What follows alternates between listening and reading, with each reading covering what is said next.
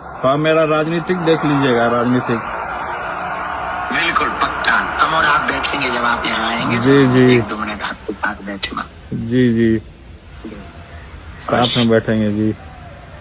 जी भैया। नमस्कार, मैं हूं शिव पांडे और आप देख रहे हैं अखंड भारत बुलेटिन।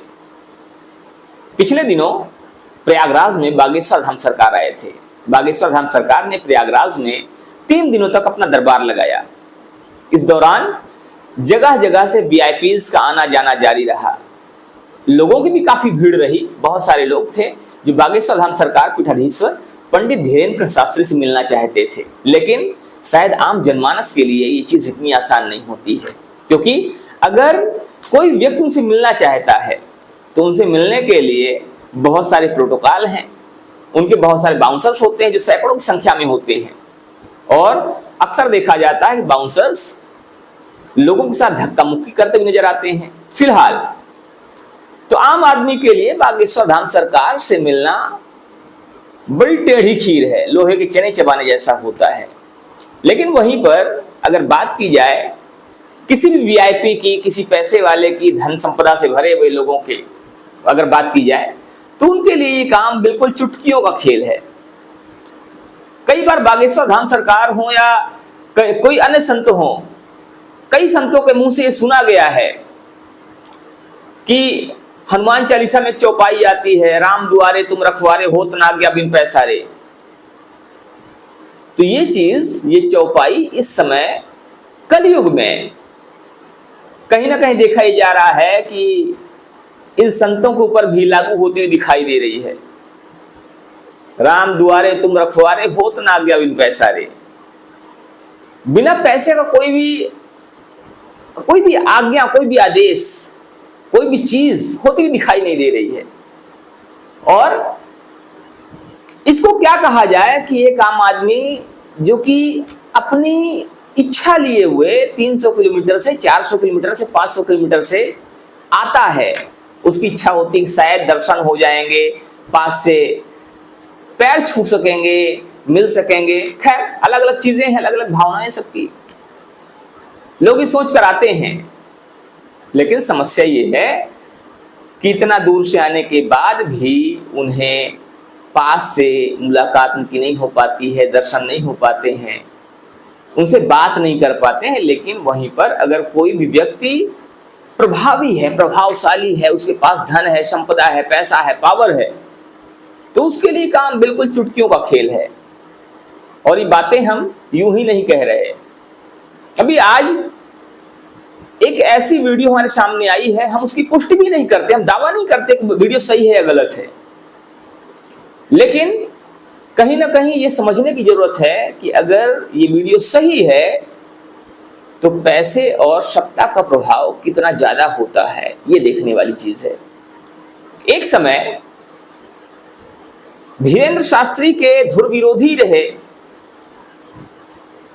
तेज प्रताप यादव, जिन्होंने कभी बिहार में इनको ललकारा हुआ था कि बागेश्वर बाबा इस बात को सुन ले कि अगर वो बिहार आएंगे तो उनकी जो सेना है, उन्होंने एक आर्मी बनाई हुई थी और उन्होंने कहा हुआ था कि उनकी सेना उन्हें सबक सिखाने का काम करेगी। वही तेज प्रताप यादव बागेश्वर बाबा से, यानी कि पंडित धीरेन्द्र शास्त्री से वीडियो में बात करते हुए नजर आ रहे हैं और उनसे अपने राजनीतिक कैरियर के विषय में पूछ रहे हैं। वीडियो कॉल में पंडित धीरेन्द्र शास्त्री भी उन्हें बता रहे हैं, कुछ समझाने की कोशिश कर रहे हैं।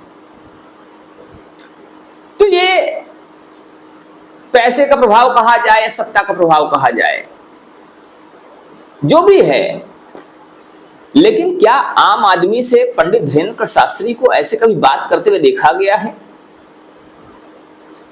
पंडित धीरेन्द्र शास्त्री का दरबार जहां भी लगता है वहां पर मंत्री हो, प्रभावी लोग हों, पैसे वाले लोग हों, उनके मंच पर तुरंत पहुंचते हैं, उनसे बात करते हैं, हंसी मजाक भी करते हैं, होता है, अक्सर देखा जाता है।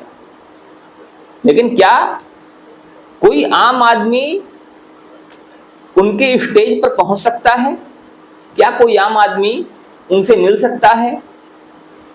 उतनी ही आसानी से उनसे जाके बात कर सकता है? तो शायद आपका भी जवाब होगा नहीं। शायद नहीं, ये चीजें आम व्यक्तियों के लिए उतना आसान नहीं होती हैं। तो यहां पर अब इसको क्या समझा जाना चाहिए? क्या इसको कलयुग का प्रभाव समझा जाए, या फिर समय के साथ और कलयुग के बढ़ते प्रभाव के साथ साधु संतों की बदलती हुई प्रवृत्ति समझा जाए? जो संत पहले हर किसी के लिए समान रूप से उपलब्ध होते थे, अब वही संत, अब वही साधु, अब वही ऐसे बड़े नाम कमाने वाले जो बाबा हैं, अब वो सिर्फ प्रभावी लोगों के माया जाल की कठपुतली बन के रह गए हैं। प्रभावी लोग जो हैं वो उनसे आसानी से मिल सकते हैं, आसानी से उनके पास जा सकते हैं, आसानी से उन्हें अपने घर बुला सकते हैं, वीडियो कॉल पर बात कर सकते हैं, लेकिन आम आदमी उनके आसपास भी नहीं फटक सकता। हम किसी की आलोचना नहीं कर रहे, हमारा कोई ऐसा उद्देश्य नहीं है कि हम उनका विरोध करें, हमारा उद्देश्य ये भी नहीं है कि हम भी कोई खिलाफत करें। लेकिन जिस तरह से चीजें अब दिखाई दे रही हैं, जिस तरह से चीजें बदलती जा रही हैं, वो कहीं ना कहीं प्रश्न खड़े करता है, और इस पर उन्हें खुद भी ध्यान देने की जरूरत है, क्योंकि ये वही बागेश्वर धाम पीठाधीश्वर हैं जो पहले कहा करते थे कि बागेश्वर धाम का दरबार किसी के लिए वीआईपी के लिए खास नहीं है, यहाँ कोई वीआईपी नहीं है, यहाँ पर जो भी आएगा लाइन से आएगा, यहाँ पर जो भी आएगा पर्ची के माध्यम से आएगा।